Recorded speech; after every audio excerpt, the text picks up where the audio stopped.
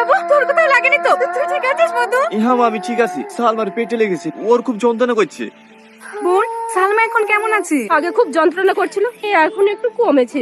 মা, সব ঠিক হয়ে যাবে, তুমি চিন্তা করো না। এখানে সালমার গার্জিয়ান কে আছে? হ্যাঁ আমি, বলুন। আপনার মেয়ে অ্যাক্সিডেন্টে তেমন কিছু ক্ষতি হয়নি, কিন্তু ইউএসজি করে রিপোর্টে যা দেখলাম আপনার মেয়ে কোনোদিনও মা হতে পারবে না। এটা কি বলছেন আপনি? ভাই, ডাক্তার কি বলছে?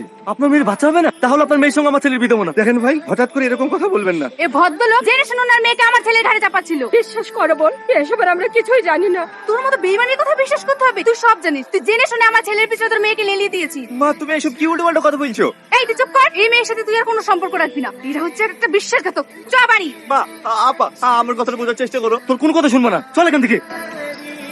মা, আমার জন্য কি তোমাদেরকে কত অপমানিত হলো। তোর জন্য কেন অপমান হবো রে মা? এটা হচ্ছে একটা রোগ, আল্লাহ যাকে দেবে তাকে ভোগ করতে হবে।